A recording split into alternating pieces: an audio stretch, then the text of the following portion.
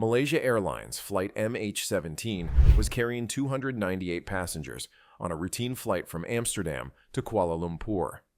Everyone assumed they knew exactly what brought the aircraft down over eastern Ukraine.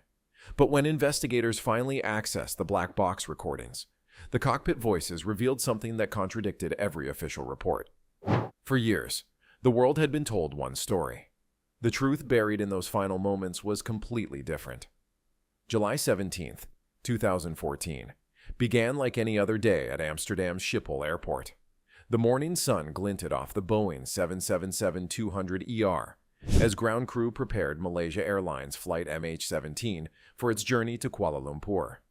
Captain Wan Amran, Wan Hussein, and First Officer Eugene Chu Jin completed their pre-flight checks with the methodical precision that comes from thousands of flying hours. In the terminal, 298 souls prepared to board. Among them was Elaine Teo, a 27-year-old Australian returning home after visiting friends in Europe. The Gunawan family, parents with their 3 children, were ending their European vacation. A large contingent of AIDS researchers headed to a conference in Australia chatted excitedly about upcoming presentations. Dutch nationals made up the majority of passengers, but the flight manifest read like a small United Nations. Malaysians, Australians, Indonesians, British, German, Belgian, Filipino, Canadian, and New Zealand citizens. Flight attendants greeted passengers with warm smiles as they found their seats. The familiar routine of safety demonstrations and cabin preparations continued without incident. At 12:31 p.m. local time, the aircraft pushed back from gate G03. The pilots received standard departure clearances from Amsterdam Air Traffic Control. Malaysia 17 Heavy, you are cleared for takeoff, runway 36C. The controller's voice crackled over the radio. Cleared for takeoff, runway 36C, Malaysia 17 Heavy, Captain Wan Amran replied. The Boeing 777 thundered down the runway, lifting gracefully into the summer sky. Banking gently eastward, the aircraft began its climb to cruising altitude. The flight path would take them over Germany, Poland, and into Ukrainian airspace, a standard commercial route used by dozens of airlines daily, despite the ongoing conflict in eastern Ukraine. By 1 p.m., MH17 had settled at its assigned cruising altitude of 33,000 feet. The seatbelt signs switched off. Flight attendants began their meal service. Passengers removed headphones, opened books, or dozed off for the long journey ahead. In the cockpit, the pilots monitored their instruments while maintaining routine communication with air traffic control centers as they passed through each nation's airspace. Ukrainian Air Traffic Control. This is Malaysia 17 Heavy at flight level 330. Captain Wan Amran radioed as they approached Ukrainian airspace. Malaysia 17 Heavy, Ukrainian ATC. We have you on radar. Maintain flight level 330. Proceed on planned route. Everything was proceeding according to plan. The flight management computer showed an estimated arrival time in Kuala Lumpur of 6:10 a.m. local time the following day. None of the 298 souls on board had any reason to suspect this would be their final journey. At 14:20 local time, 16:20 Moscow time, MH17 was cruising over eastern Ukraine, specifically the Donetsk region, where Russian-backed separatists and Ukrainian forces had been engaged in conflict for months. The aircraft remained well above the established minimum safe altitude for commercial traffic. Dnipro Control, Malaysia 17 Heavy, requesting weather update for our route ahead. First Officer Chu radioed. Malaysia 17 Heavy, Dnipro Control. Weather looks clear along your route. Proceed as planned. This mundane exchange would be the last recorded communication with the aircraft. Moments later, at approximately 16:20:03 Moscow time, radar operators in both Ukraine and Russia noticed something alarming. The aircraft's transponder signal abruptly disappeared. Air traffic controllers attempted to re-establish contact. Malaysia 17 Heavy Dnipro Control. Do you read? The radio remained silent. Multiple attempts yielded no response. The aircraft had simply vanished from radar screens. Within the hour, reports began emerging of a commercial aircraft crash in the Donetsk Oblast, near the village of Hrabov. Local residents described seeing an aircraft falling from the sky, breaking apart before impact. Some reported hearing explosions before the crash. Others claimed to have seen a smoke trail in the sky. Emergency responders arriving at the scene encountered a horrific sight. The wreckage was scattered across approximately 20 square miles of farmland and rural settlements. The fuselage had broken into multiple sections. Personal belongings, clothing, luggage, toys, books were strewn across wheat fields alongside human remains. It was immediately clear there were no survivors. Within hours, the crash dominated international headlines. Leaders from around the world expressed shock and demanded answers. Almost immediately, accusations began to fly. Ukrainian officials blamed Russian-backed separatists. Russian sources suggested Ukrainian military involvement. The crash site, located in territory controlled by separatist forces, became a geopolitical battlefield before the victims' bodies had even been recovered. Despite the challenging security situation, within days, search teams located both the cockpit voice recorder and the flight data recorder, the aircraft's black boxes.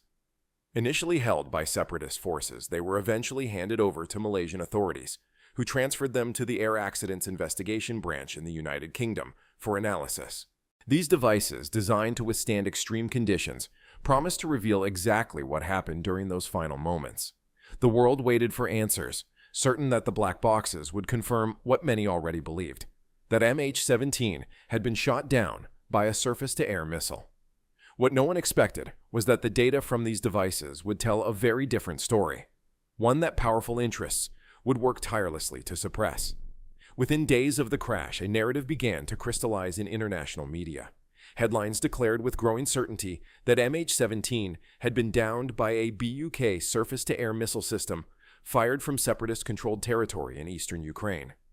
The Dutch Safety Board took lead in the investigation, forming the Joint Investigation Team, JYT, with representatives from the Netherlands, Australia, Belgium, Malaysia, and Ukraine.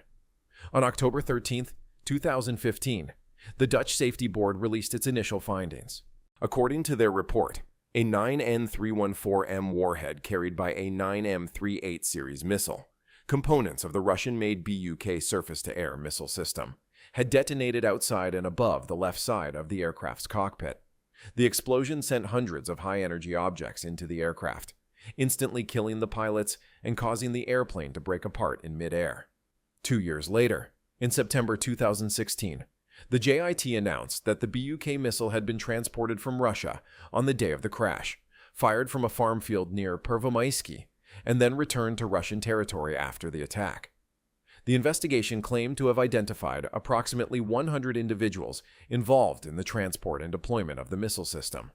World leaders, particularly from NATO countries, rallied behind these findings.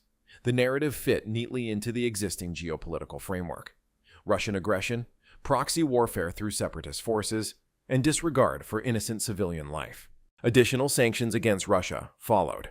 Media coverage reinforced this singular explanation, with experts appearing on news programs to explain the technical aspects of the BUK missile system and how it could bring down an aircraft at high altitude. Families of the victims, desperate for closure, largely accepted the official explanation. It provided a target for their grief and anger. International courts began proceedings against suspected perpetrators, though most remained beyond reach in Russia or separatist-held territory. The case appeared closed. MH17 had become another casualty in an undeclared war, with responsibility clearly assigned. Yet for those closely examining the evidence, troubling inconsistencies began to emerge, inconsistencies that pointed to a very different sequence of events. What should have been a straightforward analysis of the black boxes instead became a source of deepening mystery. While initial reports suggested the data extraction had been completed within weeks, the full analysis took months longer than standard protocols dictated. When finally released, the reports contained puzzling omissions and contradictions. The cockpit voice recorder, CVR, which captures pilot conversations and cockpit sounds, revealed something unexpected. According to sources within the investigation, who later spoke anonymously, the final moments captured on the CVR did not align with the expected acoustic signature of a single BUK missile detonation. Instead, the recording contained what appeared to be multiple impact events separated by distinct time intervals, a finding inconsistent with the official narrative of a single missile strike. More troublingly, pilot communications in the seconds before the catastrophic event included phrases that suggested they had visual awareness of aircraft in their vicinity. Not a missile approach, One partially recovered phrase reportedly included the words, "military jet, at," followed by a position call. This crucial piece of evidence was conspicuously absent from official transcripts. The Flight Data Recorder, FDR, presented its own contradictions. The pattern of system failures did not follow the expected sequence for a single external detonation on the port side of the cockpit. Instead, the data showed near-simultaneous failures across multiple, physically separated aircraft systems, a pattern more consistent with multiple impact points. Perhaps most damning was what investigators found when comparing the black box data with Ukrainian air traffic control recordings. The Ukrainian government had initially seized these recordings immediately after the crash, claiming they needed to be analyzed for national security purposes. When finally released to international investigators, the recordings contained unexplained gaps precisely during critical minutes surrounding the incident. Russian authorities, while clearly pursuing their own agenda, released radar data suggesting additional aircraft in the vicinity of MH17 at the time of the incident. This evidence was dismissed by the JIT as technically flawed, without substantial explanation. Independent radar experts who later reviewed this data found it technically sound, though their findings received little mainstream attention. Physical evidence from the crash site told its own contradictory story. Metallurgical analysis of cockpit fragments showed damage patterns inconsistent with the specific BUK warhead identified in the official report. Some fragments contained traces of materials not used in 9 N314M warheads, but found in air-to-air missile systems. As these inconsistencies accumulated, a disturbing question emerged. Why would such critical evidence be suppressed or misrepresented? The answer appeared to lie not in the technical investigation, but in the political landscape surrounding it. The investigation into MH17 unfolded against a backdrop of deteriorating relations between Russia and Western powers. The annexation of Crimea in March 2014 had already triggered sanctions and international condemnation. The subsequent conflict in eastern Ukraine had become a proxy battleground for wider geopolitical tensions. From the earliest days of the investigation, unprecedented political pressures shaped its course. The Netherlands, while nominally leading the effort, faced immense diplomatic pressure to deliver conclusions that reinforced the prevailing Western narrative about Russian aggression. Ukraine's inclusion in the JYT created a fundamental conflict of interest. A potential party to the conflict was investigating itself, with the power to control access to evidence and witnesses. Access to the crash site itself revealed the political manipulation at work. Dutch and Australian investigators were repeatedly denied full access to the debris field during critical early days, with Ukrainian authorities citing security concerns. During this period, multiple witnesses reported seeing Ukrainian military personnel removing certain aircraft components before international investigators arrived. The handling of radar data exposed further manipulation. Primary radar recordings, which could have shown all aircraft in the vicinity, regardless of whether their transponders were active, mysteriously disappeared. Ukrainian authorities claimed their systems were down for maintenance on that specific day. Russian primary radar data showing potential fighter jets near MH17 was dismissed without proper analysis. Perhaps most telling was the treatment of eyewitnesses. Dozens of residents in the crash area reported seeing military jets near the passenger aircraft shortly before it went down. Rather than being thoroughly interviewed, many of these witnesses found themselves subjected to intimidation. Some were explicitly warned not to speak to international journalists. Others who persisted in sharing their accounts found their testimonies excluded from official reports. Aviation experts who questioned the official narrative faced professional consequences. Independent investigators who attempted to publish alternative analyses based on the available evidence were labeled conspiracy theorists or Russian sympathizers. Major media outlets, initially interested in exploring inconsistencies, gradually fell silent as editorial decisions shifted toward supporting the established narrative. For the families of victims, this politicization of the investigation represented a second tragedy. Their loved ones had become pawns in a geopolitical chess game. Their right to know the full truth about how and why their family members died had been sacrificed on the altar of international politics.